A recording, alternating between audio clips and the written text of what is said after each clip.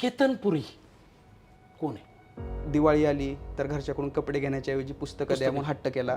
कितीतरी दिवाळ्या बिना कपड्याच्या फक्त पुस्तकांवर काढल्या, अजूनही काढतो, ह्याही वर्षीची काढणार आहे. जे काहीतरी खड्डे खोदून नवीन काहीतरी बाहेर काढायचं आणि ते लोकांसमोर मांडायचं, ते काहीतरी वेगळं वाटायचं. मला स्टेजवर उभा करणारा पहिला माणूस म्हणजे प्रमोद मांडे. पण आपण आपल्या आयुष्यातली सगळ्यात मोठी गोष्ट करतोय तर शिवाजी महाराजांपासून सुरुवात का नाही करावी? कागद असेल तरच इतिहास आहे, कागदाशिवाय इतिहास काहीही नाही आहे. कागदाचा एक तुकडा तुमच्या इतिहासातला अख्खा प्रसंग बदलवण्यासाठी भाग पाडू शकतो. पण त्याच्या आधीही या भारताला किंवा दख्खनेला, स्वतंत्र दख्खन भागाला एक इतिहास आहे. पण मला त्याचं उत्तर कोण देत नव्हते की रयतेचा राजा म्हणजे काय.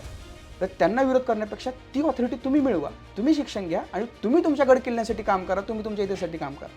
हडप्पा मोहेंजोदडोची संस्कृती होती, ज्याला आपण सिंधू संस्कृती किंवा हडप्पा संस्कृती म्हणतो, ती वेगळी.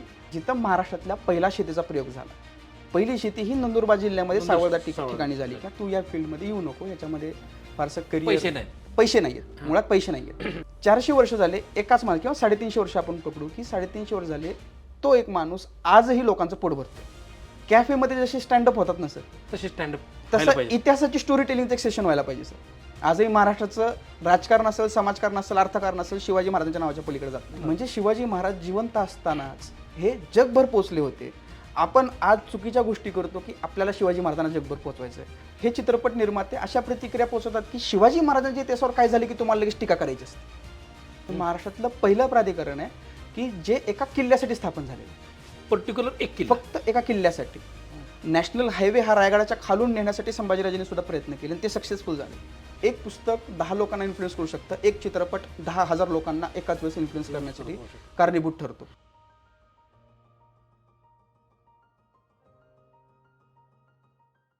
नमस्कार मित्रांनो, मी शरद तांदळे आणि आज आपण न्यू इराच्या लेखक संवाद ह्या सदरामध्ये केतनपुरी ह्या लेखकाला आज आपण बोलणार आहेत.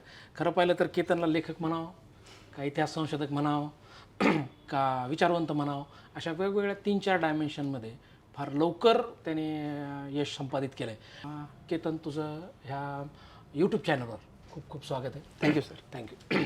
नमस्कार मित्रांनो, आणि आज आपण केतनशी काय बोलणार आहोत. तर आता कुठून बोलायला सुरुवात करा हा प्रश्न आहे, पण केतनपुरी कोण आहे सर? तसं तर मी स्वतःला असं काही समजत नाही. म्हणजे आता तुम्ही मला सांगताना बऱ्याचशा गोष्टी जोडल्या माझ्या नावासमोर, पण तसं मी स्वतःला समजायला अजून मी तेवढं काम केलं असं मला वाटत नाही. पण जे माझ्यावर प्रेम करतात किंवा ज्यांनी माझे पुस्तक वाचलेले किंवा जे माझ्यावर विश्वास ठेवतात, तुमच्यासारखी लोक जे माझ्यासोबत आज आहेत, तर सगळ्यांचं असं म्हणणं आहे की मी लेखक आहे. माझं शिक्षण ज्या क्षेत्रामध्ये झालेलं आहे ती आर्किओलॉजीची फील्ड आहे. त्याच्यामुळं मी शैक्षणिकदृष्ट्या आर्किओलॉजिस्ट स्वतःला म्हणू शकतो. सध्या तरी एवढंच आहे. जे मला लोकांकडून अभिप्राय येतात किंवा लोक म्हणतात की तू इतिहासाचा चांगला अभ्यास करतो किंवा इतिहास तू चांगल्या पद्धतीने सांगतो, त्याच्यामुळं लोक मला इतिहास अभ्यासक, इतिहास संशोधक म्हणतात. पण संशोधन म्हणावं असं एवढं मोठं काम माझ्या हातून झालं नाही. नक्कीच इतिहासावर अभ्यास करतोय, विद्यार्थी म्हणून सध्या वाटचाल चालू आहे. सध्या केतन प्रॉपर कुठले? मी प्रॉपर धाराशिव, उस्मानाबाद. येस. वडील काय करतात? माझे वडील सिनियर लॅब टेक्निशियन आहेत गव्हर्नमेंट आयुर्वेदिक कॉलेजला. आयुर्वेदिक कॉलेजला. आणि आई? आई घरामध्ये असते, हाऊसवाईफ आहे. मला प्रश्न पडतो की नॉर्मली महाराष्ट्रात असं असतं की राजकारण्याचा मुलगा राजकारणात, डॉक्टरचा मुलगा डॉक्टर होतो. तू आता म्हणला तू आर्किओलॉजी केली, बरोबर. तुझ्या घरात कोणी आर्किओलॉजी केली? कोणीच नाही, मी पहिला आहे आर्किओलॉजीमध्ये पाहिला. मला एक कळतं बघा की आता नॉर्मल आपण ह्या फेजमधले, म्हणजे आता सगळे तरुण पण पाहतील हा व्हिडिओ. सगळ्या जणांचं एक गणत असतं की आयुष्यात सक्सेस मिळवायचं तर कुठं जायचं. हुशार असते ते MBBSला जाते, बरोबर, इंजिनिअरिंगला जाते, बरोबर, कुणी लॉ करते, होय, कमर्शियल ॲस्पेक्ट्सनी आपल्या एज्युकेशनकडे बघतो आपण, हो, MBA करतो, बरोबर. मला नाही वाटत आर्किओलॉजीमधून असे काही खूप पैसे मिळत असतील किंवा ह्याला करिअर म्हणता येईल, हाच मला तुझ्याकडून कळाला की आर्किओलॉजी हा एक विषय ज्याच्यात करिअर होऊ शकतो. काय वाटतं तुला, आर्किओलॉजीत करिअर आहे? खूप करिअर आहे सर आर्किओलॉजीमध्ये. गव्हर्नमेंटमध्ये तर स्कोप आहेच. आर्किओलॉजी सध्या तरी भारतामध्ये एक असा पर्स्पेक्टिव्ह आहे की आर्किओलॉजीमध्ये जर तुम्ही गेलात तर गव्हर्नमेंट जॉब, आणि गव्हर्नमेंट जॉब थ्रू तुम्हाला जे काही इकॉनॉमिकल तुमच्या ज्या काही गोष्टी असतील त्या तुम्ही पूर्ण करू शकता किंवा तुम्हाला पैसे वगैरे मिळू शकतात. पण त्याच्याऐवजी आर्किओलॉजी फ्रीलान्सिंगमध्ये खूप चांगल्या पद्धतीने पैसे कमवून देऊ शकते. फ्रीलान्सिंगमध्ये जसं की मी पुस्तक लिहिलं, तुम्ही प्रकाशित केलं, बाकी सगळे रिझल्ट लोकांना माहिती आहे, किंवा मी पेपरमध्ये लिखाण करतो, किंवा एखादा जर उद्या वेब सिरीज किंवा चित्रपट लिहिण्याची वेळ आली तर मी तेही काम करू शकतो. चित्रपटावर आपण बोलणार आहे, एका चित्रपटाला फार मोठा बॅकग्राऊंड आहे तर त्याच्यामध्ये सुद्धा आपण काम करू शकतो. त्यासोबत आपण वेगवेगळ्या हेरिटेज वॉक्स जे आपण म्हणतो की एखाद्या ऐतिहासिक ठिकाणी आपण एका लोकांना ग्रुप असतो, त्या ग्रुपला घेऊन जाऊन त्या ठिकाणाची माहिती देऊ शकतो. मी असं ऐकलं तू वेरूळ, हम्पी असे हेरिटेज वॉक केले. येस, मी 2023 किती गेले आतापर्यंत? माझ्यासाठी खूप लकी ठरलं. 2023 मध्ये मी जवळजवळ 28 हेरिटेज वॉक केले. त्यातले 10 ते 15 वेरूळला, 4 ते 5 हम्पी, ऐहोळे, बदामी, पट्टडकलला, रायगडला काही मी हेरिटेज वॉक घेतलेले आहेत आणि बाकी छोट्या मोठ्या ठिकाणी खिद्रापूर असेल इथं मी ते केलेले आहेत. आणि माझा सगळ्यात मोठा ग्रुप हा 75 ते 80 जणांचा आहे आणि सगळ्यात छोटा ग्रुप 40 जणांचा असतो. 40 जणांचा. मग त्याच्यामधून सुद्धा मला आर्थिकदृष्ट्या मदत होते बऱ्यापैकी. मला एक सांग, आर्किओलॉजीमध्ये नेमकं काय काय इन्क्लूड होतं? म्हणजे आता तू मराठा भाषा. बरोबर बरोबर. बरं, ते पुस्तक इतकं पॉप्युलर झालं आहे गेल्या, म्हणजे ह्या पुस्तकाचा मी स्वतः फॅन आहे. कारण की शिवाजी महाराज, छत्रपती शिवाजी महाराज सगळ्यांना माहिती, पण शिवाजी महाराज दिसायचे कसे याचं इतकं बारीक विश्लेषण त्यांनी केलं आहे. मला एक सांग की शिवाजी महाराज आहे, वेरूळवर तू बोलतो, रायगडावर बोलतो, हम्पीवर बोलतो, बरोबर.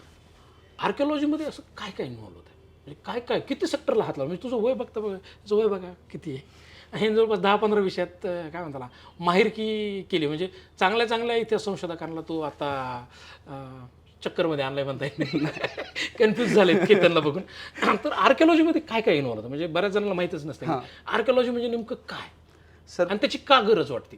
पृथ्वीवर अस्तित्वात असलेल्या पहिल्या सजीव प्राण्यापासून ते काल घडलेली जी गोष्ट आहे, किंवा आपण हा इंटरव्ह्यू करू आणि ज्यावेळेस तो इंटरव्ह्यू अपलोड होईल नेटवर किंवा युट्यूबवर, तिथपर्यंत जे काही जगात घडलंय ते सगळं आर्किओलॉजीमध्ये अभ्यास करतात. म्हणजे डायनासोर्सची उत्पत्ती कशी झाली किंवा डायनासोरचा नाश कसा झाला, त्यांची हाडं वगैरे सापडतात, त्यांची हाडं सापडतात, किंवा पहिला माणूस पृथ्वीवर कधी आला, पहिली शेती कधी व्हायला लागली, पहिलं धान्य कुठलं पिकवण्यात आलं, माणसाचा पहिला प्राणी कुठला मित्र आहे, किंवा माणूस कुठल्या कुठल्या वेगवेगळ्या संस्कृतीमध्ये आणला, माणसाने कुठल्या प्रकारचं आहार घेतला, माणसांचे वस्त्र कसे होते, त्याची डेव्हलपमेंट कशी झाली, माणसाचं पूर्ण मानवी जीवनाचा पूर्ण. इव्हन मी जे म्हणलं आता की आपला इंट्रो ज्यावेळेस नेटवर जातो डिजिटल आर्कायव्हिंग होतं. डिजिटल आर्काइव्ह होतं.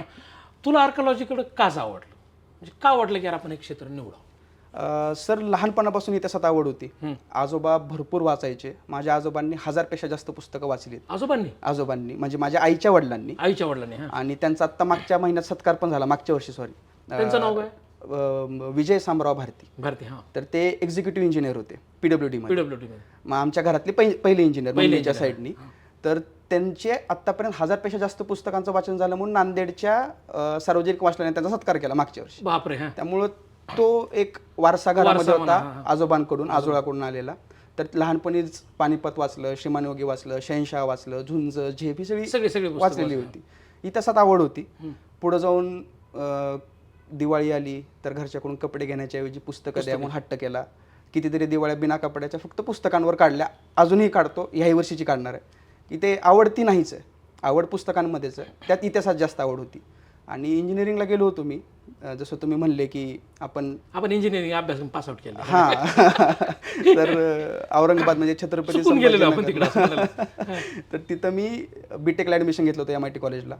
पण तिथं काही स्कोप दिसला नाही मला स्वतःमध्ये. लवकर कळाला, लेट कळाला.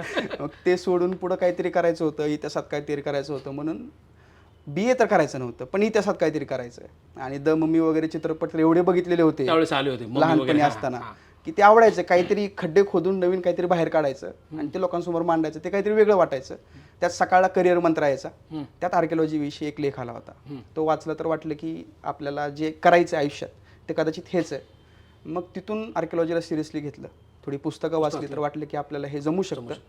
मग आर्किओलॉजीकडे आलो, कारण जो छंद होता त्याला जर करिअरमध्ये कन्वर्ट करता येत असेल त्यापेक्षा चांगली गोष्ट दुसरी काय.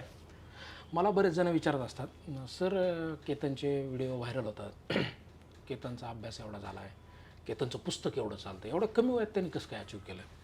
आणि मी म्हणायचं केतन लकी.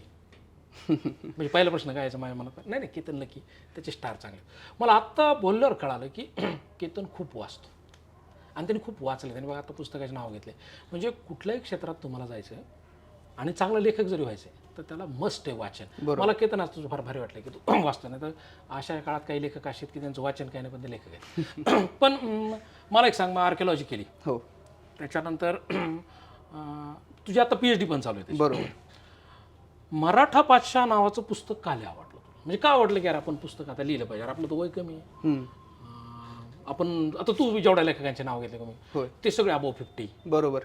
मग तुला इतक्या कमी वयात कसं वाटलं की यार आपण हा विषय घेतला पाहिजे किंवा महाराज दिसतेत कसे, हा विषय घ्या, ह्याच्या मागं काय म्हणजे कसं डोक्यात आलं की अरे नाही आपण लिहू शकतो? सर पहिल्यांदा तर एक कन्सेप्ट क्लिअर होती की भविष्यात कधीतरी एकतरी पुस्तक आपण लिहून प्रकाशित केलं पाहिजे. ज्यावेळेस आर्किओलॉजीला गेलो, माझा प्लस पॉईंट असा झाला की फार कमी वयामध्ये मी आर्किओलॉजीच्या फील्डमध्ये पडलो.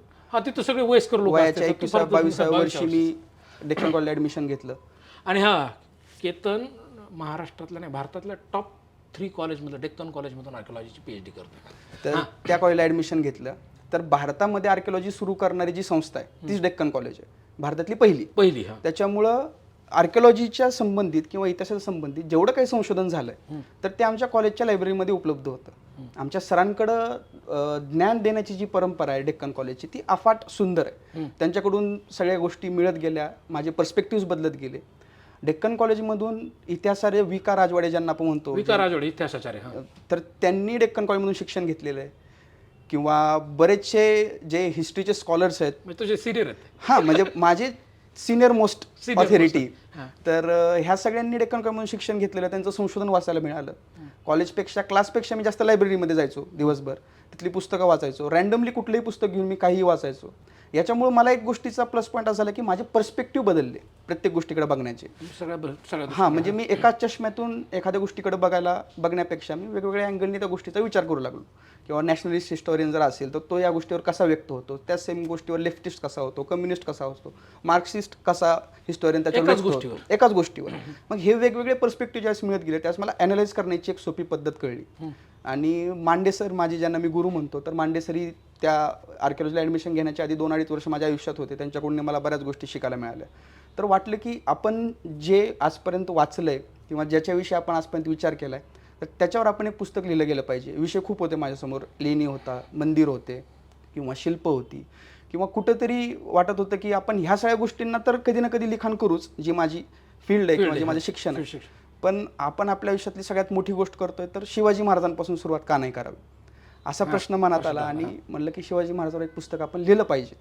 ते चालेल नाही चालेल मला अजूनही त्याच्याविषयी काही फारशी काळजी वाटत नाही, कारण जर माझा कॉन्टेंट चांगला असेल तर लोक त्याला ॲप्रिशिएट करतील.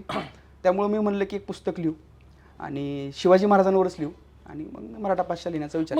नॉर्मली लोक लिहिताना शिवाजी महाराज तर हा सगळ्यांच्या काळजाचा विषय. बरोबर. प्रत्येकाला असं वाटत असतं की आयुष्यात सुरुवात कोणापासून करा तर छत्रपतीपासून सुरू करा. पण लोक त्याच्यात कविता करतात, हो, किंवा कादंबरी फॉर्मॅट. हो. तू हे मराठा पाशामध्ये तुला आता ऑथराइज कंटेंट, ज्याला म्हणजे आपण काय म्हणू, ॲज लाईक संशोधनात्मक, असं लिहून तुला भीती नाही वाटली का हे लोकांना वाचलं जाईल किंवा कोणी याला चुकीचं म्हणेल किंवा कोणी काय म्हणेल? तू इतक्या लवकर एवढ्या मोठ्या डेप्थमध्ये कसं काय हात घाल? नाही, मला कधी भीती नाही वाटली सर त्या गोष्टीची. कारण मला असं वाटतं की महाराजांची पुस्तकं जे अभ्यासक्रमाचे असतात त्यावेळेस तुझ्या आता म्हणलं महाराज 4-5 विचारधारा त्या परसेप्शन. बरोबर. मग तू कसं टॅकल केलं किंवा पुस्तक करायच्या आधी तुझ्या डोक्यात काय आलं की यार कसं होऊ शकतं? सर सगळे जे मोठे इतिहासकार होऊन गेले महाराष्ट्रातले, सेतू माधवराव पगडींचा माझ्यावर खूप मोठा प्रभाव आहे. तर त्यांच्यापासून जे कोणी इतिहासकार होऊन गेले त्या सगळ्यांचं म्हणणं एकच आहे की कागद असेल तरच इतिहास आहे, कागदाशिवाय इतिहास काहीही नाही आहे. कागदाचा एक तुकडा तुमच्या इतिहासातला अख्खा प्रसंग बदलवण्यासाठी भाग पाडू शकतो. मौखिक काहीच नाही. मौखिक काय नाही. History is only based on evidence. तर्क, वस्तुनिष्ठ तर्क किंवा इतिहासाला धरून जे वस्तुनिष्ठ तर्क लावून जे लिखाण केलं जातं त्यालाही कुठं ना कुठेतरी एक आधार असतो. जर तुम्हाला एखादी गोष्ट मांडायची असेल तर त्याला तुमच्याकडे पुरावाच पाहिजे. आणि मला कादंबरी किंवा जे कोणी जे खूप मोठे कादंबरीकार होऊन गेले, म्हणजे मला त्यांचा अपमान नाही करायचा, त्यांचं काम खूप मोठं आहे, पण मला ते अवघड वाटतं. पण मला संशोधनात्मक लिखाण करून सोपं वाटतं, कारण एक्झॅक्ट फॅक्ट आहे. मला त्याच्यामध्ये जास्त इंटरेस्ट होतो. मला त्या हलणाऱ्या पडद्यांमध्ये, घोड्याच्या टापांमध्ये शिवाजी महाराज सापडतात, विजेचा कडकडाट, हां विजेचा कडकडाट वगैरे, मला ते फील होत नाही. म्हणजे मी कोणाचा अपमान नाही करत आहे, पण प्रत्येकाची एक स्टाईल आहे. तसं मला वाटतं की माझा जो बाज आहे लिखाणाचा तो कुठेतरी संशोधनात्मक आहे आणि मला ते सोपं वाटतं की मला सोप्या भाषेमध्ये मी लोकांसमोर ते मांडू शकतो. आणि विशेष म्हणजे आताची पिढी अशी आहे ना की जी कथा कादंबऱ्याकडे जास्त लक्ष देत नाही, फॅक्टकडे जास्त बघते. म्हणजे याचं आपण उदाहरण पाहिलं, याच्या 11,000 कॉप्या सेल झाल्या. ज्यावेळेस पुस्तक लिहिलं तर लोक काय देतात पुस्तकांना नाव, छत्रपती शिवाजी महाराज, बरोबर किंवा राजाधिराजे राजे, क्षत्रिय कुलावंत, अशी खूप खूप नावं द्यायची, कारण फॅन्टसी नावाची. बरोबर. मराठा पातशाह, म्हणजे मराठा म्हणजे जात मराठा का, पातशाह मग ते आम्हाला दिसतं आदिलशाह, त्या शाही दिसतात. हे लॉजिक काय? मराठा पातशाह हे शब्द कुठून आला, तुझ्या डोक्यात कसा आला आणि काय याच्या मागे लॉजिक काय?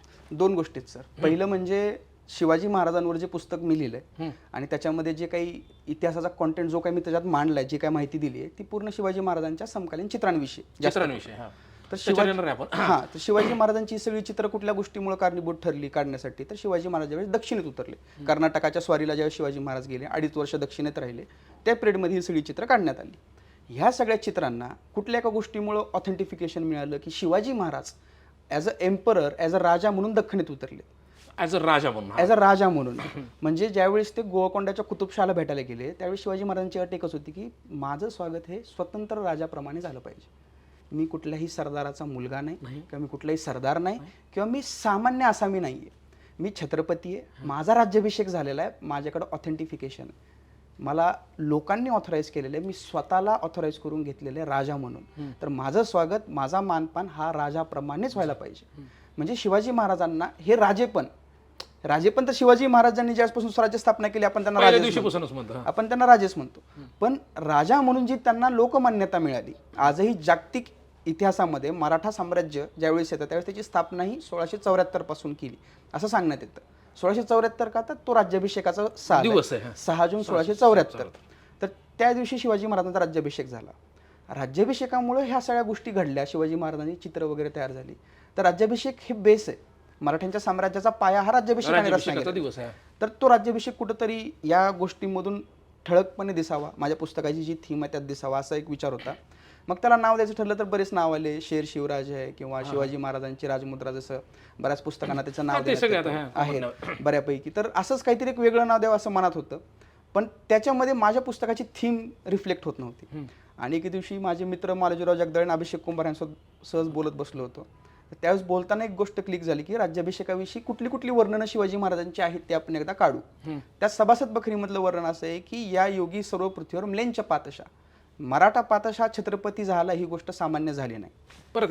परत ये योगी सर्व पृथ्वीवर म्लेंच पातशा, म्हणजे या काळामध्ये पृथ्वीवर सगळीकडे म्लेंच म्हणजे मुसलमान किंवा इतर धर्मीय राजे आहेत, मराठा पातशा छत्रपती झाला ही गोष्ट सामान्य झाली नाही. हे वाक्य होतं. त्यात मराठा पातशा हा शब्द मला फार अट्रॅक्टिव्ह वाटला. दुसरी गोष्ट जी मगाशी मी म्हणलं की जे तुम्ही पण विचारलं की मराठा आणि पातशा हे जातीवाचक आहे, पातशा म्हणले की आदिलशाह मुघल वगैरे हे त्या दृष्टीने, तर मुळात आपण ज्या काळाविषयी चर्चा करतो तो काळ आहे लेट मिडिवल पिरियड, 17वे शतक, उत्तर मध्ययुगीन काळ, शिवाजी महाराजांचा काळ.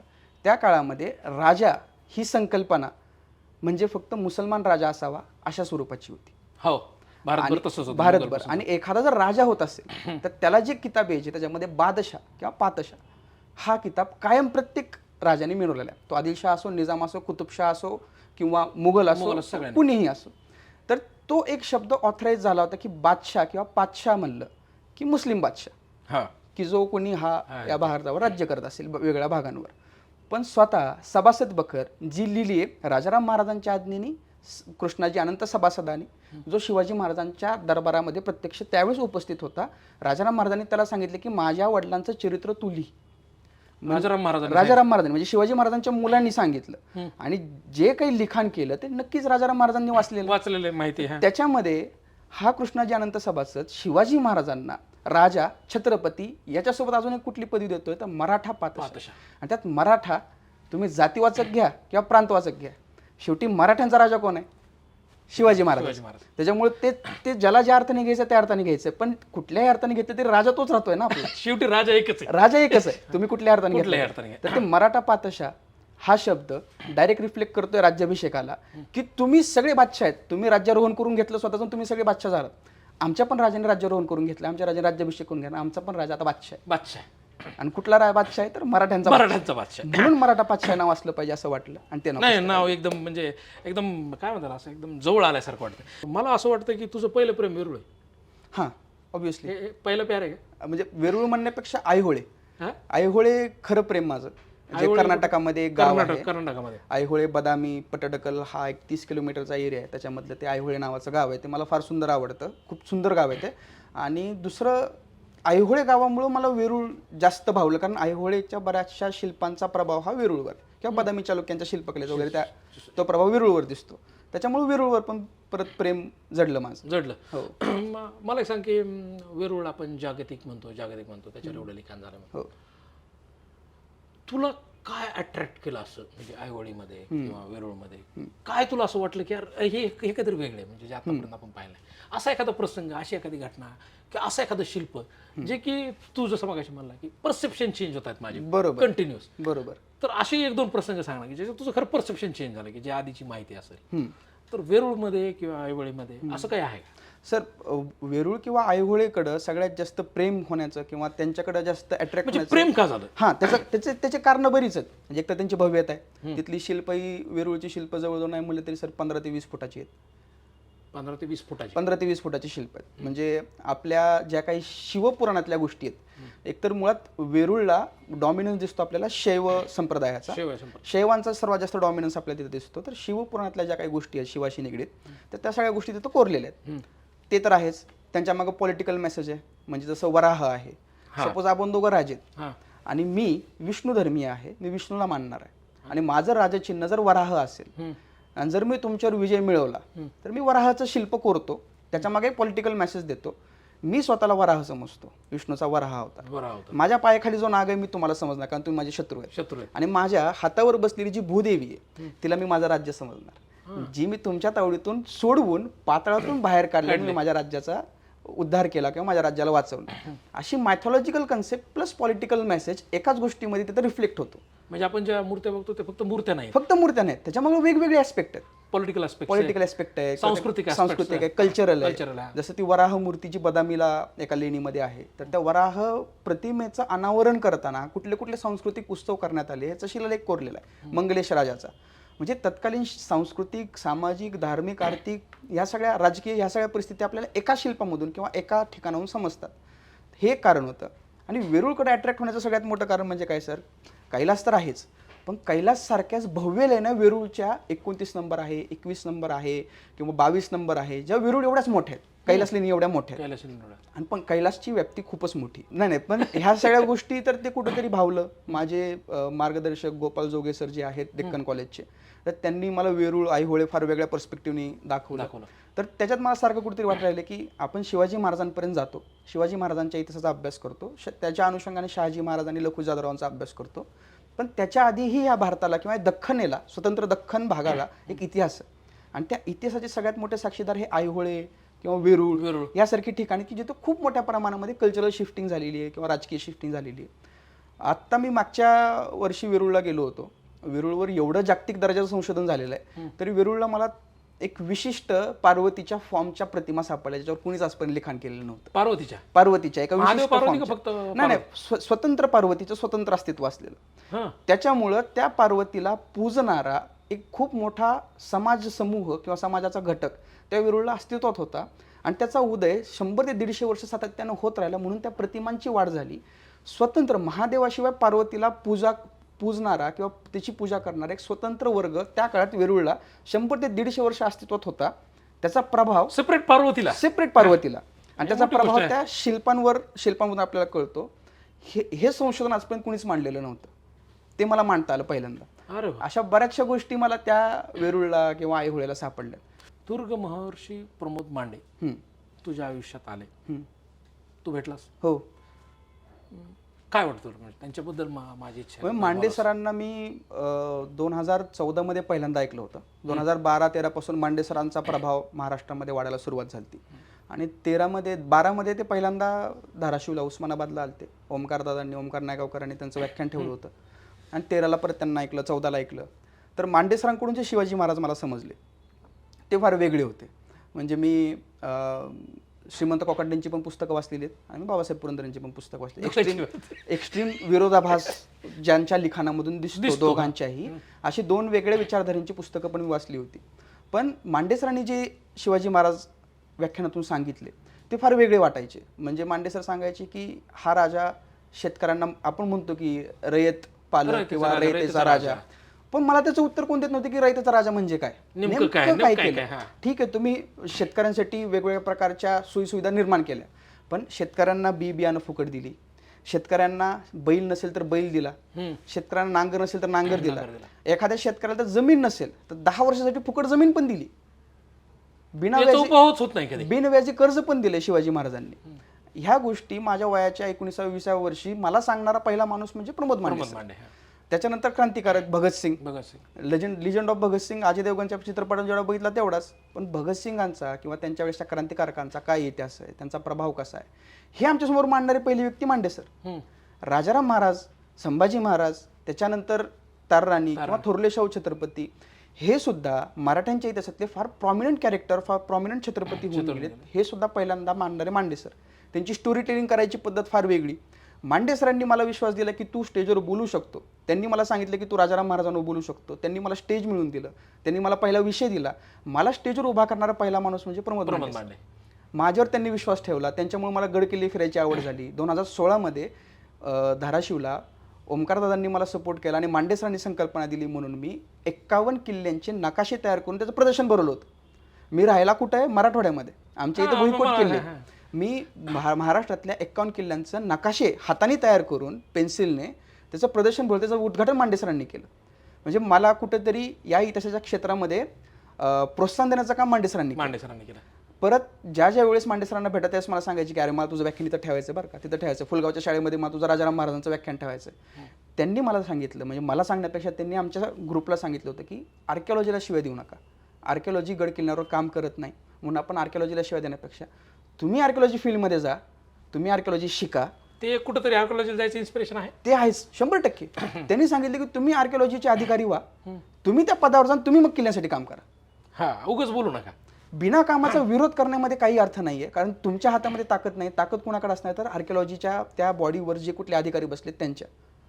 तर त्यांना विरोध करण्यापेक्षा ती ऑथॉरिटी तुम्ही मिळवा, तुम्ही शिक्षण घ्या आणि तुम्ही तुमच्या गड किल्ल्यासाठी काम करा, तुम्ही तुमच्या इतिहासासाठी काम करा.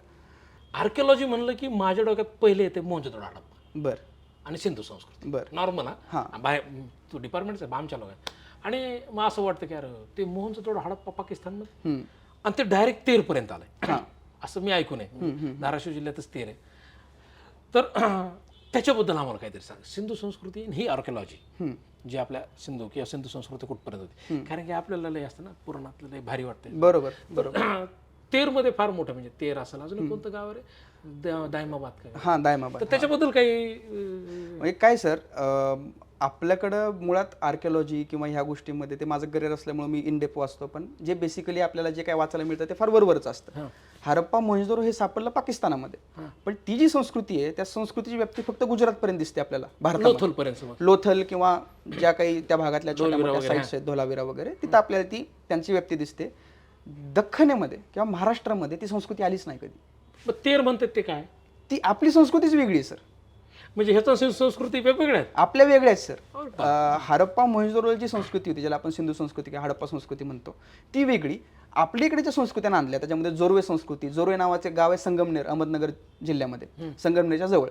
त्या जोरवे गावामध्ये पहिल्यांदा त्या संस्कृतीचे अवशेष सापडले म्हणून त्या संस्कृतीला आपण नाव दिलं जोरवे संस्कृती. तसंच सावळदा मुन्ने गाव आहे नंदुरबार जिल्ह्यामध्ये, जिथं महाराष्ट्रातल्या पहिला शेतीचा प्रयोग झाला. पहिली शेती ही नंदुरबार जिल्ह्यामध्ये सावळदा ठिकाणी झाली, किंवा तिथं प्रकाशा मुन्ने तापी नदीच्या किनाऱ्यावर आहे. ती संस्कृती सावळदा किंवा दायमाबाद, इनामगाव इथं ज्या संस्कृती सापडल्या ह्या आपल्या वेगळ्या, त्यांचा आणि आपला काही संबंध नाहीये. लोक जोडते. हा, ते जोडतात. हा सगळ्यात मोठा गैरसमज आहे की आपलं अस्तित्व हे त्यांच्यापेक्षा वेगळे. आपल्याकडे ज्या संस्कृती सापडल्या त्या वेगळ्या, त्यांच्याकडे म्हणजे त्या भागात उत्तर भारतामध्ये ज्या सापडल्या त्या वेगळ्या. हा, त्यांच्यात व्यापारी देवाणघेवाण होत असावी तसे पुरावे काही सापडलेले. पण सांस्कृतिक दृष्ट्या जसं आज आपण बघितलं तर उत्तर भारताचे सांस्कृतिक सण उत्सव प्रथा परंपरा ह्या आपल्यापेक्षा वेगळ्यात आणि केरळच्या कर्नाटकापेक्षा वेगळ्यात. भलेही त्या आपण एकमेकांशी जोडलेलं असलो तरी भौगोलिक भूभागानुसार कर्नाटक आणि महाराष्ट्राच्या संस्कृती ह्या फार भेट जुळते. तसाच प्रकार हा त्यावेळेस आहे. आपण केतनला इतकं ऐकतो बघितलं का त्याला मी किती फिरवलं. डायरेक्शन संस्कृती, वेरो, मराठा भाषा, म्हणजे किती डायमेन्शनमध्ये एक तरुण अभ्यास करू शकतो आणि नवीन काहीतरी निर्मिती करायच्या मागे. मला केतन खरं तुला बघून आज मी मोटिवेट झालं. मला एक तुला आता प्रश्न असा विचारायचा आहे की ठीक आहे, आता मराठा पाचशा झाला, तुझा अभ्यास चालू, प्रत्येक माणूस मी पण सगळेजण आपण बघत असतो की आपलं एक आयुष्यात व्हिजन आहे की आपलं कुठं जायचं. केतनपुरीचं काय व्हिजन असू शकतं? काय बघितलंस तू की बाई मला कुठं जायचं? हा तसं ये दुनिया अगर मिल भी जाए तो क्या. पण नेमकं कुठं बघतोस तू की तू याच्यावर नको बोलू की आपलं वाचन असेल, हां आपली संस्कृती असेल, आपलं आर्किओलॉजी असेल, लिखाण असेल आणि दृष्टिकोन. मला या सगळ्या डायमेन्शनमध्ये केतनपुरीला मी 10 वर्षांनी कुठं बघायला पाहिजे, किंवा तू स्वतःला काय बघतोस की काय चेंज झालं पाहिजे. सर, सगळ्यात मेन गोष्ट आणि मला हे निवांत उत्तर पाहिजे. हां, मी निवांतच सांगतो सर की ज्यावेळेस या फील्डमध्ये याचा निर्णय घेतला त्यावेळेस माझे बरेचसे चांगले मित्र आहेत. अर्थात त्यांनी माझ्यासाठी फार चांगल्या गोष्टी सांगितल्या की तू या फील्डमध्ये येऊ नको, याच्यामध्ये फारसं पैसे करिअर नाहीत, पैसे नाही आहेत, मुळात पैसे नाही आहेत. आणि पैसा हा महत्त्वाचा आहे सर. आपण किती जरी म्हणलं किती नाटक केलं तरी पैसे पैसे महत्त्वाचे important आहेत. आहे. त्याच्यामुळे माझ्या मित्रांनी जे काय मला सल्ले दिले त्याच्याविषयी मला कधीही रिग्रेट वाटत नाही, कारण त्यांनी माझ्या काळजीसाठी दिले. पण त्याच्या विरोधात जाऊन मी स्वतःला सिद्ध करण्यासाठी म्हणून मी आर्किओलॉजीमध्ये आल्यानंतर स्वतःला सिद्ध करतो स्वतःसाठी. मला असं वाटतं सर की इतिहास क्षेत्रात आहे ना ग्लॅमर नाही आहे सर. हा, इतिहास फार बोरिंग, रटाळ आणि फार असं लढायांचा इतिहास, त्या सणावळ्या, फॅन्टसी नसलेली मजा येते वाचायला. हां, त्याच्या सणावळ्यांचा इतिहास की तारखेनुसार इतिहास पाठ करायचा, सणावारानुसार पाठ करायचा, या दिवशी हे घडलं त्या दिवशी ते हा इकडला शुंग राजा, हे महाजनपद वगैरे, हे सगळं लोकांना बोरिंग वाटतं सर. तर मला आहे ना त्या इतिहासाच्या फील्डमध्ये ना सर ग्लॅमर आणायचं आहे, असं मला, हा माझा पर्स्पेक्टिव्ह आहे की इतिहासाकडे तुम्ही तेवढ्याच सिरियसली बघा जेवढ्या सिरियसली आपण इंजिनिअरिंगकडे बघतो, डॉक्टरकडे बघतो, MBBSकडे किंवा MBAकडे बघतो किंवा इतर कुठल्याही शैक्षणिक क्षेत्राविषयी बघतो. कारण इतिहास हा फक्त पाठ्यपुस्तकामध्ये शिकवला जाणारा विषय नाही आहे. इतिहासाचे पडसाद किंवा इतिहासाचं अस्तित्व आपल्या वर्तमानामध्ये आणि भविष्यामध्ये सुद्धा उमटत असतं. 400 वर्ष झाले सर शिवाजी महाराज महाराष्ट्रामध्ये होऊन गेले, त्यांच्या जन्माला 400 वर्ष होतील आता. 400 वर्ष झाले एकाच माणूस, किंवा 350 वर्ष आपण पकडू की 350 वर्ष झाले, तो एक माणूस आजही लोकांचं पोट भरतो. कित्येक म्हणजे शिवाजी महाराजांच्या नावावर आज पण मी पैसे कमवू शकतो. हा, पुस्तकावर कमवतात, व्याख्यान देऊन कमवतात, सगळ्यात कसंही खूप जण आहे. हां, आपण म्हणतोच तसं त्यांना. एकच व्यक्ती आहे, त्या एका व्यक्तीच्या नावावर मी आजही माझं घरदार चालवू शकतो, एवढी क्षमता त्या व्यक्तीच्या इतिहासामध्ये. जर एका व्यक्तीकडे एवढी क्षमता असेल तर त्यांचा मुलगा, त्यांची 2 मुलं आहेत, त्यांचे नातू आहेत, त्याच्यानंतर पुढं मराठा साम्राज्य 190, 150 वर्ष, 200 वर्ष चाललेलं आहे. त्याच्यानंतर परत भारतात स्वातंत्र्य मिळवून देण्यासाठी भगतसिंग आलेले आहेत, आझाद आलेले आहेत, त्यांचे मित्र आहेत सर, ज्यांची नावं पण आपण आज घेत नाहीत. शिववर्मा असतील, भगवानदास माहोर असतील, कितीतरी लोक अशी आहेत की जे आज काळाच्या पडद्याच्या आड आहेत. त्याच्या आधीचा इतिहास घेतला तर वेरूळसारखी साईट आहे, आपण म्हणतो की वेरूळ ही जागतिक दर्जाचं ठिकाण आहे. त्या वेरूळच्या तोडीसतोड असणारी महाराष्ट्रातली जी मंदिरं आहेत, त्यात कोपेश्वर मंदिर आहे किंवा कोण रत्नागिरीतलं कसबा संगमेश्वर आहे, जी तिथला पण एक इतिहास आहे. ह्या सगळ्या गोष्टी आपण कुठेतरी दुर्लक्षित करत चाललो, या गोष्टी कुठेतरी मागं पडत चालल्यात. तर ह्या गोष्टी आहेत ना फक्त पुस्तकातून, यूट्यूबमधून लोकांसमोर नाही यायला पाहिजे सर. कॅफेमध्ये जसे स्टँडअप होतात ना सर, तसं इतिहासाची स्टोरी टेलिंगचं एक सेशन व्हायला पाहिजे सर. चालू कर की तूच, जे काय असेल सर, कुणीही चालू करावं, ते आनंद आहे. पण या फील्डमध्ये ग्लॅमर यायला पाहिजे. इतिहासाला लोकांनी त्या दृष्टीने बघितलं पाहिजे की नाही, हिस्ट्रीमध्ये करिअर करतोय म्हणजे तू काहीतरी चांगलं काम करतोय की ज्याच्यामुळे आमचं पास्ट, प्रेझेंट आणि फ्युचर तिन्ही गोष्टी तू मॅनेज करू शकशील किंवा तिन्ही गोष्टींवर तू भाष्य करू शकशील. तुझ्याकडे ती ऑथॉरिटी की तू तिन्ही गोष्टी व्यवस्थितपणे हँडल करू शकतो. आजही महाराष्ट्राचं राजकारण असेल, समाजकारण असेल, अर्थकारण असेल, शिवाजी महाराजांच्या नावाच्या पलीकडे जात नाही. केतन, बरं का, खरं सांगू का की शिवाजी महाराजांबद्दल स्पष्ट मत व्यक्त करायचं आहे, भीती वाटते. भीती वाटते ना? नाही म्हणजे मला तर नाही वाटत. तुला नाही, तू अभ्यासक आहे ना, पण आम्हाला कशी वाटते की माझ्या तर दृष्टीने शिवाजी महाराज एक हत्ती आहेत. हां, बरोबर. आणि आपण सगळे आंधळे. बरोबर.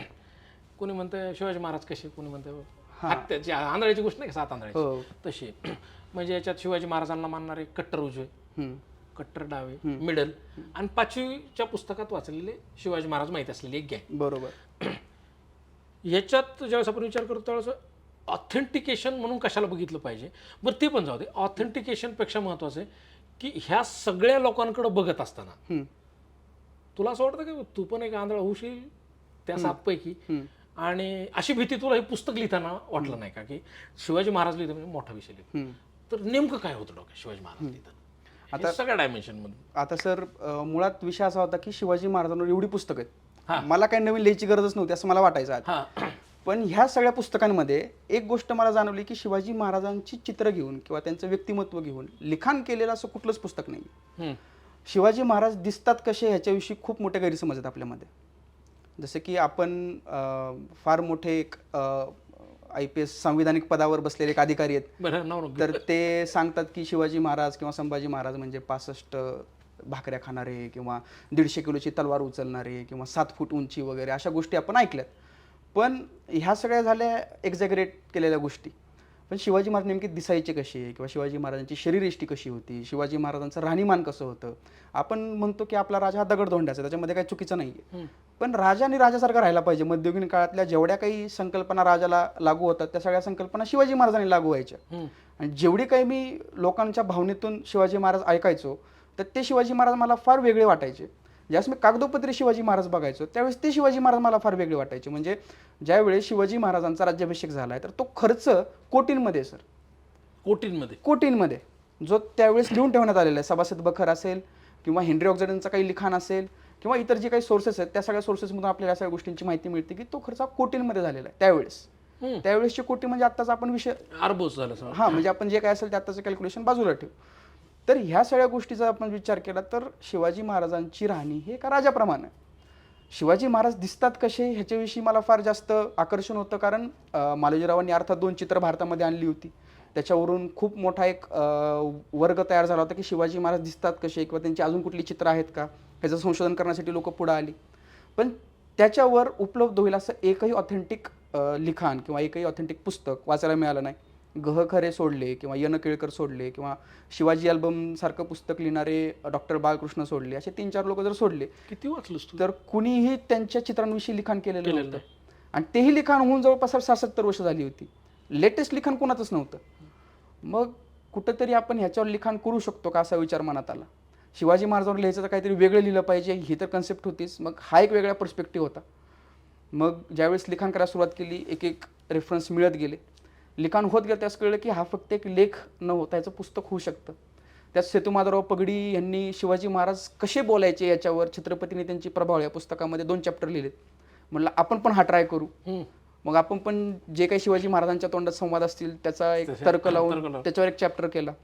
आणि मराठ्यांची चित्रशैली नेमकी कशी होती आणि त्यात शिवाजी महाराजांची चित्र ही कुठल्या शैलीमध्ये काढण्यात आली, का काढण्यात आली, कधी काढण्यात आली, कुणामुळे काढण्यात आली, कुठला प्रसंग त्याला कारणीभूत ठरला, ती चित्र भारतामध्ये होती. मग भारताच्या बाहेर कधी गेली, ती भारताबाहेर गेल्यानंतर कुणी विकत घेतली, त्याचा लिलाव कधी झाला, मग ती कुठल्या संग्रहालयामध्ये कुठल्या वर्षी गेली ना आज कुठल्या संग्रहालयामध्ये त्याचा कॅटलॉग नंबर काय, असं हे पूर्ण लिखाण एकत्र मांडावं अशी संकल्पना मनात आली. मग हे पुस्तक तयार झालं. किती दिवसात? सर रिसर्च झाला सर 1 वर्ष. पुस्तक लिहायला लागले सर 18 दिवस. 19व्या दिवशी तुमच्याकडे ड्राफ्ट दिलता आणि मालोजीरावांकडे ड्राफ्ट दिलता वाचायला. मग नंतर तुमच्या खूप चांगल्या हितचिंतकांमुळे तुमचा एक व्हिडिओ त्या स्प्रेडमध्ये व्हायरल झाला होता. त्याच्यामुळे तुम्हाला 1 महिन्याचा गॅप पडला ट्रोलिंग झाला. आणि त्याच्यानंतर मग परत आपण ते पुस्तक मे मध्ये आणलं. म्हणजे पूर्ण पुस्तकाची जी प्रोसेस आहे 1.5 वर्ष झाली सर. 1.5 वर्ष पूर्ण प्रोसेस. पुस्तक आल्यानंतर वाचकांच्या प्रतिक्रिया आल्या. हो, खूप आल्या. हो, म्हणजे फेसबुकला आल्यात, पर्सनल आल्या असतील. अरे केतन फार छान पुस्तक लिहिलं, अशा तर खूप प्रतिक्रिया. बरोबर. आवडलेल्या काही अशा प्रतिक्रिया की तुला वाटलं चला सार्थक झालं पुस्तक लिहून? सर सगळ्यात मोठी प्रतिक्रिया जर माझ्या आयुष्यातली म्हणायला पाहिजे तर सर माझ्या घरातूनच आली. माझ्या आई वडिलांकडून, माझ्या आजोबांकडून. माझा पहिला वाचक जे कोणी होते त्याच्यामध्ये माझी बायको होती. तर वल्लरीनी पुस्तकाला अप्रुव्हल दिली ही माझ्यासाठी फार मोठी गोष्ट होती. कारण ती फार क्रिटिकली गोष्टीकडे बघते, वाचते. ती पण आर्किओलॉजिकल? हां, ती क्लासमेटच होती माझी. आर्किओलॉजिस्ट? ती पण आर्किओलॉजिस्ट. तर तिनं पण त्याला अप्रुव्हल दिलं. तर ते सगळं तर घरातनं आलेलं प्रेम होतंच. कारण शेवटी घरातून मिळणारं रिकग्नायझेशन वेगळं असतं. पहिलं तेच महत्त्वाचं. तर ते एक होतं.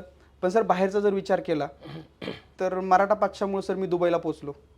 हां, केतनचं दुबईला व्याख्यान झालं. दुबईला व्याख्यान झालं. मराठा पाचशामुळे सर मी रायगडला 6 जूनला शिवाजी महाराजांच्या राज्याभिषेकाला 350 वर्ष पूर्ण झाले. त्यानिमित्ताने माझं प्रदर्शन लागलं ते संयुक्तराजे आणि संभाजीराजे छत्रपती या दोघांमुळे. नाही, तुझी याच्यावर निवड पण झाली ना रायगड प्राधिकरणावर इतिहास संशोधक म्हणून. तर त्यांच्यापर्यंत पण ते कारणीभूत ठरलं सर हे माझं पुस्तक. मला माझ्या स्वप्नात वाटलं नव्हतं अशा लोकांना भेटण्याची संधी मिळाली पुस्तकामुळं. रितेश दादा आहेत त्याच्यामध्ये, डिरेक्टर रवी जाधव आहेत त्याच्यामध्ये, नागराज मंजुळे आहेत, बरेचसे लोक आहेत त्याच्यामध्ये. या पुस्तकामुळं कौस्तुभ देवगावकर सरांसोबत माझी ओळख झाली, मैत्री झाली. जे उस्मान जिल्ह्याचे त्यावेळेस कलेक्टर होते त्यांनी वेगवेगळ्या सरकारी बॉडींवर मला इतिहास संशोधक म्हणून घेतलं आणि मला शासकीय ठप्पा मारला की तू बाबा इतिहासाचा अभ्यास काय. तर ते पहिले त्यांच्यामुळं मला एक पुस्तक सहलेखक म्हणून त्यांसोबत लिहिण्याची संधी मिळाली. रोहित दादा पवार जे आहेत त्यांनी माझं पुस्तक मुख्यमंत्री एकनाथ शिंदेंना भेट म्हणून दिलं. म्हणजे एक लोकनियुक्त आमदार दुसऱ्या लोकनियुक्त आमदार आणि महाराष्ट्र राज्याचं पालन करता मुख्यमंत्री असणाऱ्या व्यक्तीला माझं पुस्तक माझ्या परस्पर भेट देतो. ही माझी परस्पर, हा? फार मोठी गोष्ट होती परस्पर, सर. मला माहित नव्हतं सर. माहित नव्हतं. हा. ते रोहिदासांचं प्रेम आहे आणि ते प्रेम माझ्यावर नाही, ते शिवाजी महाराजांवर, त्यांच्या इतिहासावर आहे. तर ते महाराजांचं पुस्तक त्यांना देऊ वाटलं, एवढ्या मोठ्या पुस्तकांच्या यादीमधून त्यांनी माझं पुस्तक निवडलं. ते शिवाजी महाराजांचं ते काम कारणीभूत ठरलं.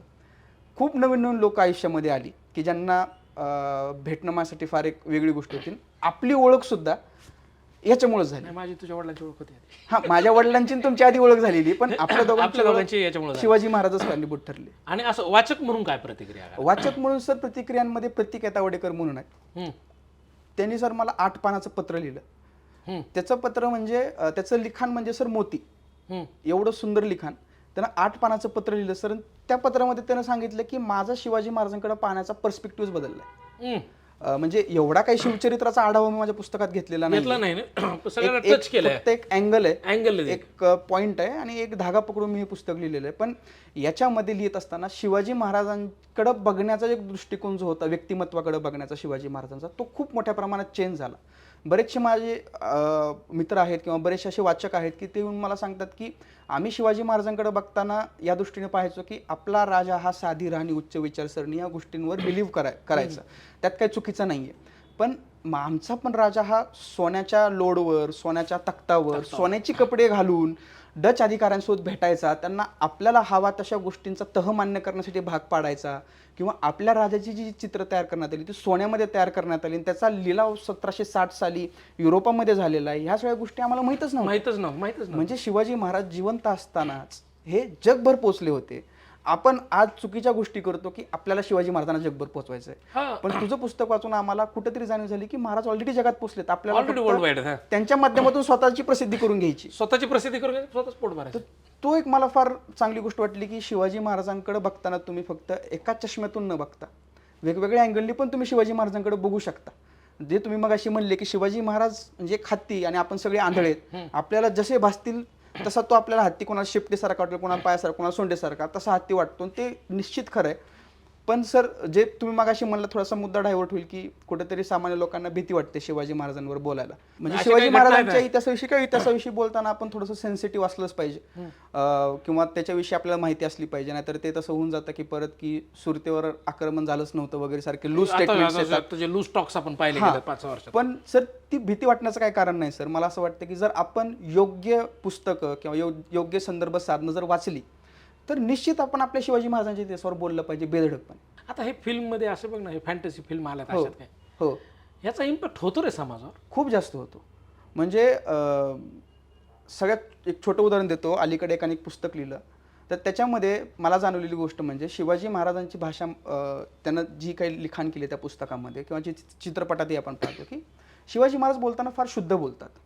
त्याच जागी शिवाजी महाराजांच्या संवादाला जोडून बाजूला मावळा असतो, तो बोलताना फार मावळी भाषा ज्याला आपण असं म्हणतो की थोडंसं ग्रामीण बाज असलेलं बोलणं त्याचं असतं. पण मला एक प्रश्न पडतो की शिवाजी महाराज वयाच्या 14व्या-15व्या वर्षी पुण्यामध्ये ॲक्टिव्ह झालेत राजकारणामध्ये.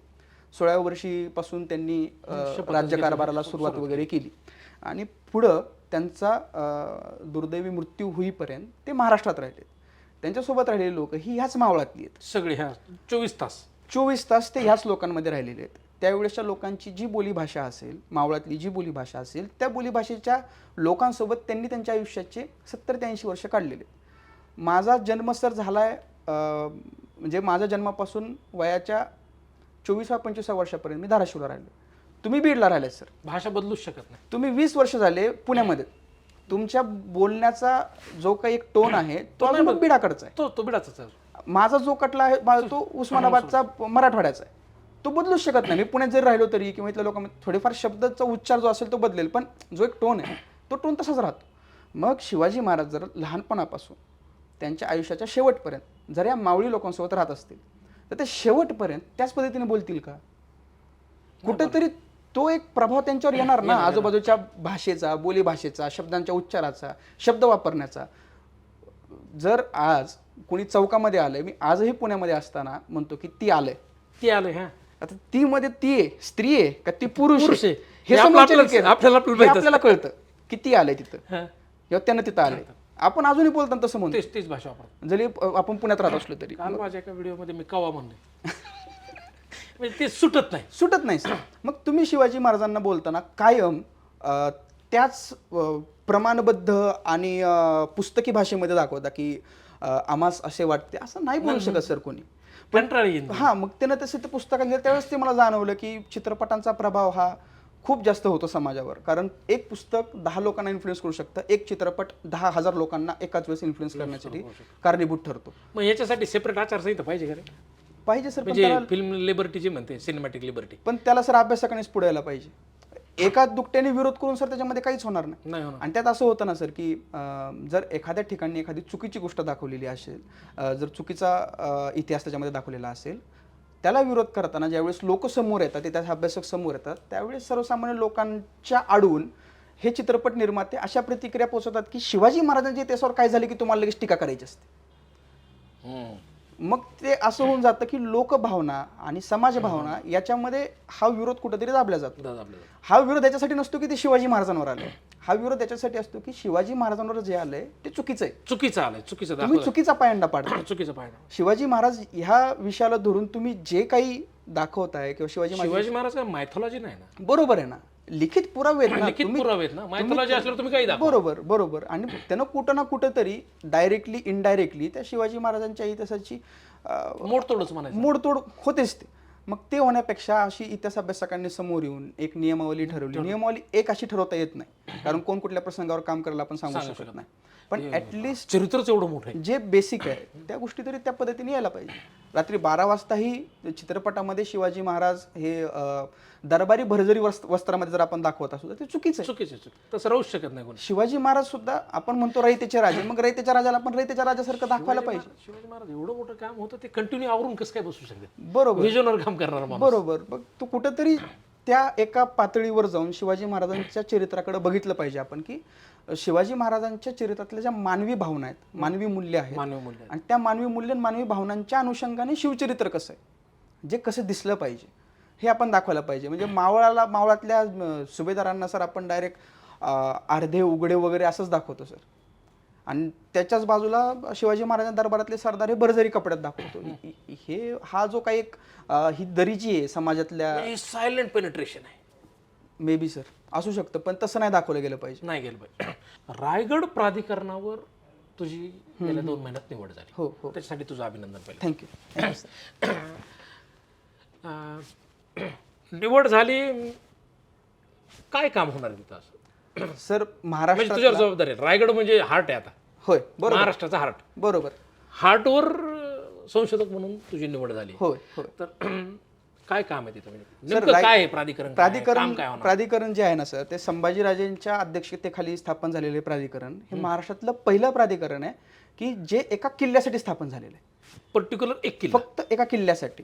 तर रायगड प्राधिकरण आणि त्याच्या घेऱ्यामध्ये येणारी जी 21 गावं आहेत, तर त्या गावांच्या अनुषंगाने त्या किल्ल्याला आणि त्या गावांना घेऊन जे काही काम करता येईल ते सगळं काम प्राधिकरणामार्फत तिथली जी काही लोकल ऑथॉरिटी आहे, कलेक्टर बॉडी तिथली, आणि अर्थातच भारतीय पुरातत्व खातं, कारण रायगड हे केंद्र पुरातत्व खात्याकडे आहे त्याच्यामुळं. तर ह्या सगळ्यांच्या एकत्रित संयुक्त विद्यमाने तिथं काम चालणार आहे. त्याच्यामध्ये रायगडावर उत्खनन होणार आहेत, रायगडाच्या वेगवेगळ्या भागांमध्ये जे जीर्णोद्धाराचं काम असेल किंवा जे डेव्हलपमेंटचं काम असेल ते काम तिथं चालू आहे. रायगडाच्या अनुषंगाने नवीन संशोधन काय करता येईल, रायगडाच्या जीर्णोद्धारासाठी नवीन संशोधन काय करता येईल. आत्ताच छत्रपती संभाजीराजेंच्या अध्यक्षतेखाली एका स्मारक ग्रंथाची निर्मिती होते रायगड प्राधिकरणाकडून, आणि ते पहिला शासकीय स्मारक ग्रंथ आहे की जो एका किल्ल्यासाठी तयार होतोय, पर्टिक्युलर फक्त एका किल्ल्यासाठी. आणि त्या शासकीय ग्रंथाच्या माध्यमातून त्या किल्ल्याच्या अनुषंगाने नवीन संशोधन, रायगडाच्या अनुषंगाने नवीन संशोधन, आणि त्याचसोबतच रायगडाच्या संवर्धनासाठी सुद्धा नवीन संशोधन, असे आपण भारतातून वेगवेगळ्या भाषांमधल्या वेगवेगळ्या अभ्यासकांचे संशोधकीय लेख मागून घेणार आहेत. त्याच्यासाठी आणि त्याच्यासाठी संभाजीराजेंनी एक विशिष्ट खूप मोठी रक्कम ही प्राधिकरणाच्या संशोधन ग्रंथ निर्मितीसाठी बाजूला ठेवली, आणि ती त्या संशोधकांना मिळणार आहे. म्हणजे एका अर्थाने संशोधकांच्या संशोधनाला एक आपण एका किमतीमध्ये अडकू नाही शकत, पण त्यांचं व्हॅल्यू जी व्हॅल्युएशन तर केलंय ते करणं, प्लस रायगडासाठी संशोधनात्मक शासनामार्फत काहीतरी समोर आणणं, ते पण लिखित डॉक्युमेंटेड स्वरूपात, आणि ते लोकांसोबत सोप्या भाषेमध्ये पोहोचवण्यासाठी प्रयत्न करणं, तिन्ही भाषेमध्ये जगात जाईल ते. या पद्धतीने संभाजीराजे ते काम करतात. त्यांच्याकडे खूप मोठी कमिटी आहे, त्यामध्ये मला वाटतं त्यात सगळ्यात हा मालोजी जगदाळे पण सगळ्यात कमी वयाचा तूच असेल. हा सध्या तरी सगळ्यात कमी वयाचा मीच आहे. आणि संभाजीराजेंचं जे काम आहे तर प्राधिकरणासाठी ते एवढं सुंदर आहे. मुळात जे खालचे 21 गाव आहेत ते रायगडाशी कनेक्ट होत आहेत. नॅशनल हायवे हा रायगडाच्या खालून नेण्यासाठी संभाजीराजेंनी सुद्धा प्रयत्न केले आणि ते सक्सेसफुल झाले. जे सगळी 21 गावं रायगडाशी कनेक्ट करणं, तिथल्या पाण्यासाठी, तिथल्या रस्त्यांसाठी, विजेसाठी, लोकांच्या राहण्यासाठी वेगवेगळ्या सोयी निर्माण करणं, प्लस तिथल्या इतिहासाचं जतन संवर्धन करणं, त्याचा सर्वे करून तिथल्या भागांमध्ये जर कुठले शिवकालीन अवशेष असतील तर त्याचं उत्खनन करणं, तो रिपोर्ट प्रकाशित करणं, रायगडाविषयी नवीन कुठले कागदपत्र असतील तर त्याचं संशोधन करणं आणि ते लोकांसमोर मांडणं, हे मोठं काम आहे. खूप मोठं काम. किती दिवस चालणार सर? हे जोपर्यंत काम आपल्याला करायचं तोपर्यंत हे होणार. हे संपणारं काम नाही, कारण रायगड हा काय फार छोटा विषय नाही. मोठा विषय, खूप मोठा विषय, खूप मोठा विषय. विषय. मगापासून आपण बोलतोय, तुझ्या बोलण्यात 2-3 नावं सारखे आले. ओंकार नायगावकर, मालोजी जगदाळे, अभिषेक कुंभार. कोण येते माणसं? सर हे कोण येते? यांचं तुझ्या आयुष्यात काय महत्व आहे? सर ओमकार हे फार पर्सनल झालं, पण हे कोण येते? 2-3 नाव आलं यांचं. होय, मला माहिती आहे, तुम्हाला माहिती आहे, मला माहिती, पण तुझ्या आयुष्यात तू त्यांच्याकडे कसं बघतो? हे 3-4 नाव. ओमकार नायगावकर ह्या माणसाने सर माझं आयुष्य बदलवलंय. म्हणजे मला फार गोड माणूस आहे बरं का ओंकार नायगावकर. मला व्यायामाची आवड नव्हती, पण माझा आणि ओमकारदादांचा ज्यावेळेस संबंध आला तर एकदा ते मला घरी सोडायला तर रात्री 10:30 वाजता, आणि सहज माझे पप्पा त्यांना म्हणले की केतनला पण जरा व्यायाम करायला शिकव, कारण त्यांना व्यायामाची फार आवड आहे. तर त्यांनी रात्री 10:30 पावणे 11 वाजता माझ्या घरामध्ये मला जोर मारून दाखवले, 3 प्रकारचे पुशअप मारून दाखवले आणि पुलअप मारून दाखवले. अर्धा तास ते मला सांगत होते की काय कसं केलं पाहिजे आणि कसं नाही. एखाद्या व्यक्तीच्या घरी आपण पहिल्यांदा जातोय आणि त्याच्या घरी जाऊन आपण तेवढ्या हक्काने त्याला व्यायाम करण्यासाठी रात्री 11 वाजता जोर वगैरे मारून दाखवतोय, आणि तिथून पुढे 6 महिने त्याची पर्सनल ट्रेनिंग घेतोय फक्त ग्राउंडवर. म्हणजे माझं शरीर तयार करण्याचं काम ओमकारदादांनी तयार केलं. ते शरीर तयार करत असताना मी काय वाचलं पाहिजे, शिवाजी महाराजांकडे कुठल्या ऍस्पेक्टने बघितलं पाहिजे, हे जे मी आता म्हणलं वाईड ऍस्पेक्ट आला, तर तो वाईड ऍस्पेक्ट मग ओमकारदादा कारणीभूत आहेत, कारण त्यांनी त्यांच्या लायब्ररीतली पुस्तकं मला दिली. तो पण एक वाचक आहे चांगला, खूप चांगला. त्याच्याकडे 1000 पेक्षा जास्त पुस्तकं आहेत स्वतःची. तर ओमकारदादाने मला रँडमली कुठली पुस्तकं दिली. आम्ही व्यायाम करत असताना, जोर मारत असताना शिवाजी महाराजांवर चर्चा करायची, गप्पाच त्याच्यावर 24 तास व्यायाम किंवा इतिहास, आणि तिसरा विषय आमच्या आवडीचा म्हणजे बिर्याणी. ह्या तीनच्या पलीकडे आम्ही चौथ्यावर कधीच गप्पा मारत अजूनही मारत नाही. हे तीनच. आणि अभिषेक कुंभार कारणीभूत ठरला सर मला लिखाण करण्यासाठी, कारण अभिषेक कुंभारनी 2000 ऑर्कुट पासून तो सोशल मीडियावर लिखाण करायचा इतिहासावर, शिवाजी महाराजांच्या इतिहासावर, आणि त्यानंतर आम्हीच तेवढे ज्यांना असे त्याचे नावाचं एक पेज काढलं, त्या पेजवर तो इतिहासाच्या वेगवेगळ्या किस्स्यांवर लिखाण करायचा. तो ट्रेंड सेटर आहे की आजच्या दिवशी काय घडलं, आजचा दिन विशेष कोण लिहिणार, तर पहिला अभिषेक कुंभार. आम्ही सकाळी उठलो की पहिले त्याची वॉल बघायचो आणि त्यानं काय दिन विशेष लिहिले, म्हणजे आज काय घडलं इतिहासात हे त्याच्या वॉलवर आम्हाला कळायचं. रोज तो दिवसाला 3 पोस्ट टाकायचा त्या तिन्ही इतिहासावर. हे 2011 पासून त्यानं चालवलं ते 2018-19 पर्यंत, 7-8 वर्ष.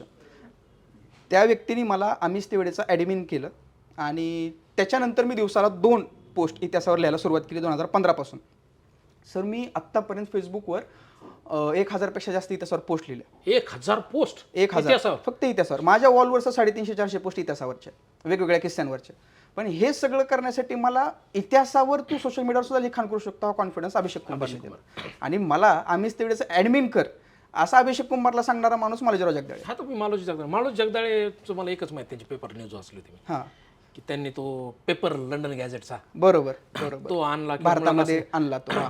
तर मालोजी जगदाळे तुझ्या आयुष्यात काय? मालोजीराव जगदाळे सर शिवाजी महाराजांच्या पुढे जाऊन जो एक ताकदवान छत्रपती झाला, ते थोरले शाहू छत्रपती, ह्या माणसाला पहिल्यांदा इंट्रोड्यूस माझ्यासमोर करण्याचं काम मालोजीरावांनी केलं. मला थोरल्या शाहूंविषयी फारशी माहिती नव्हती, त्यांच्या वॉलवरून ती माहिती मिळत गेली.